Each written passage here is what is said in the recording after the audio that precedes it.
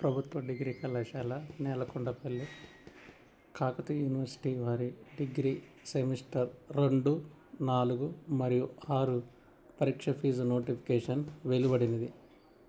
ఈ సెమిస్టర్ నుండి పరీక్ష ఫీజు ఆన్లైన్ విధానంలో మాత్రమే చెల్లించవలెను. కావున విద్యార్థులందరూ కూడా తమ యొక్క స్మార్ట్ ఫోన్లో నగదును ముందుగానే నిల్వ ఉంచుకొనగలరు. మీ యొక్క పరీక్ష ఫీజు విధానాన్ని బట్టి ఈ యొక్క పరీక్ష ఫీజు చెల్లింపు విధానం గురించి అవగాహన కొరకు ఈ క్రింది వీడియో తయారు చేయడం జరిగింది. విద్యార్థులందరూ దీన్ని జాగ్రత్తగా పరిశీలించగలరు. ముందుగా విద్యార్థులు మీ యొక్క మొబైల్ ఫోన్లో గూగుల్ క్రోమ్ ఓపెన్ చేసి ఈ గూగుల్ క్రోమ్ యొక్క సెర్చ్ బార్లో మనకి మైక్ పక్కన ఒక చిన్న కెమెరా ఉంటుంది. ఆ కెమెరా బటన్ను క్లిక్ చేసి మన కళాశాలలో ఉన్న నోటీస్ బోర్డుపై ఉన్న ఈ క్యూఆర్ కోడ్ను స్కాన్ చేస్తే మీకు స్క్రీన్ మీద ఇలా ఆక్టాప్యాడ్ అని కనపడుతుంది.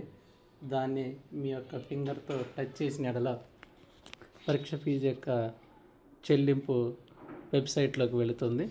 ముందుగా పై యొక్క కళాశాల పేరు principal government degree college Nelakondapalli అని స్పష్టంగా కనపడుతుంది. కింద విద్యార్థి ఏ పరీక్ష ఫీజు చెల్లిస్తున్నాడో కూడా చాలా స్పష్టంగా ఉంటుంది. అది రెగ్యులర్ ఎగ్జామ్ ఫీజా, బ్యాక్లాగ్ ఎగ్జామ్ ఫీజా అనేది. సో విద్యార్థి జాగ్రత్తగా చూసుకొని రెగ్యులర్ ఎగ్జామ్ ఫీజు అయితే regular exam fee, backlog exam fee అయితే బ్యాక్లాగ్ ఎగ్జామ్ ఫీజును చెల్లించవలను. ఒకవేళ బ్యాక్లాగ్ సబ్జెక్టులు ఉన్నట్లయితే లేని ఎడల అవసరం లేదు. ముందుగా విద్యార్థి నేమ్ అన్న కాడ విద్యార్థి యొక్క తన పూర్తి పేరును నమోదు చేయవలెను.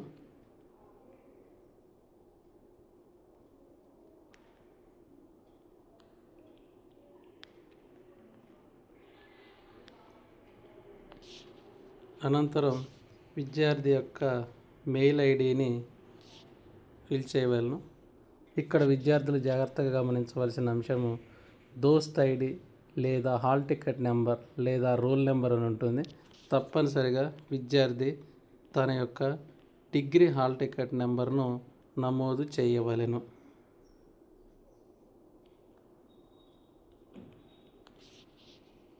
అదేవిధంగా విద్యార్థి యొక్క మొబైల్ నెంబర్ను నమోదు చేయవలెను. ఇది అత్యవసరం. ఎందుకంటే ఒకవేళ డబ్బులు ట్రాన్సాక్షన్లో ఏమన్నా ఇబ్బంది ఎదురైన ఈ మొబైల్ నెంబరే అత్యవసరంగా పనిచేస్తుంది. అకాడమిక్ ఇయర్ 2023-24 అని ఉంటుంది. విద్యార్థులు దాన్ని ఏమీ మార్చవద్దు, మార్చడానికి అవకాశం కూడా లేదు. తర్వాత గ్రూప్ అనే ఐకాన్ ఉంది. దీనిలో విద్యార్థి BA అయితే BA, BCom, BSc life science అనగా BZCS వాళ్ళు, BSc ఫిజికల్ సైన్స్ అనగా MPC, MPCS, MCCS వాళ్ళు ఆ విద్యార్థి యొక్క గ్రూపును బట్టి ఆ యొక్క గ్రూప్ పైన క్లిక్ చేయవలను.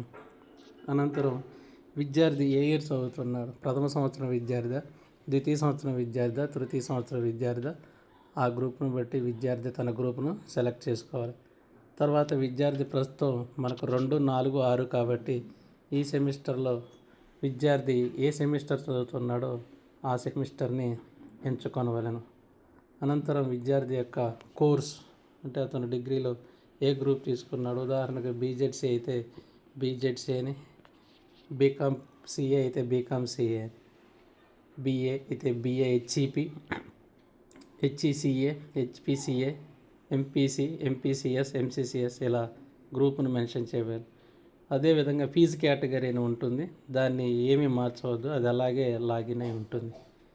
తర్వాత అమౌంట్ ఇక్కడ ₹1 నుంచి 10,000, 20,000 వరకు కూడా తీసుకుంటుంది. కాబట్టి విద్యార్థి చాలా జాగ్రత్తగా తన యొక్క పరీక్ష ఫీజు ఎంతనో ముందుగానే నోటీస్ బోర్డులో ఉన్న పరీక్ష ఫీజును నిర్ధారించుకొని విద్యార్థి యొక్క పరీక్ష ఫీజును ఇక్కడ ఎంటర్ చేయవలెను.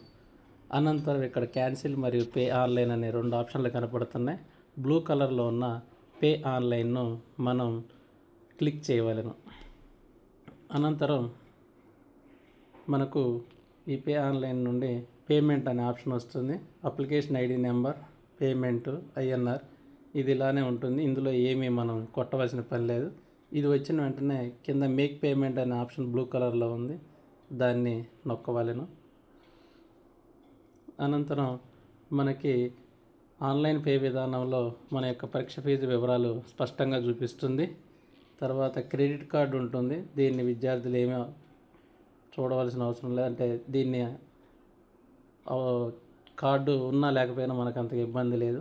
తర్వాత మేక్ పేమెంట్ ఆప్షన్స్ అని కింద గ్రీన్ కలర్లో కనపడుతుంది. దాని కింద debit cards, net banking, UPI, Bharat QR అనే ఆప్షన్లు కనపడుతున్నాయి. అందులో విద్యార్థి యూపీఐ పేమెంట్ను ఎన్నుకొనవలెను.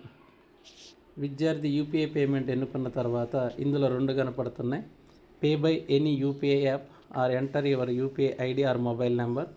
ఇది అవసరం లేదు. విద్యార్థి పైన ఉన్న బ్లూ కలర్ బాక్స్లో ఉన్న బ్లూ కలర్ అక్షరాలతో ఉన్న పే ఎనీ యూపీఐ యాప్ను క్లిక్ చేసిన యెడల అది మీ మొబైల్లో ఉన్న ఎన్ని పేమెంట్ యాప్స్ ఉన్నవన్నీ చూపిస్తుంది. అందులో మీ యొక్క నగదు బ్యాలెన్స్ ఎందులో ఉందో ఆ యాప్ను క్లిక్ చేయవాలి. అనంతరం ఆ యాప్కి అమౌంట్ పే చేయమని రీడైరెక్టర్ అవుతుంది. తర్వాత మీ యొక్క ఓటీపీ చేసిన అనంతరం పిన్ నెంబర్ కొట్టిన అనంతరం అమౌంట్ ట్రాన్సాక్షన్ సక్సెస్ అని కనపడుతుంది. ఆ తర్వాత మీరు ఏ విధంగా ఏం చేయకుండా డైరెక్ట్గా అలానే ఉంచినట్టయితే డౌన్లోడ్ రిసిప్ట్ అని వస్తుంది. ఈ డౌన్లోడ్ రిసిప్ట్ని మీరు డౌన్లోడ్ చేసుకొని కళాశాలకు వచ్చినట్టయితే మనకు పూర్తి స్థాయి వివరాలు ఉంటాయి. ఈ రిసిప్ట్తో పాటు విద్యార్థి తన యొక్క బ్యాక్లాగ్ ఫీజులు ఏమైనా ఉన్నట్టయితే బ్యాక్లాగ్ ఫీజులు కూడా ఈ విధంగానే చెల్లించవలెను.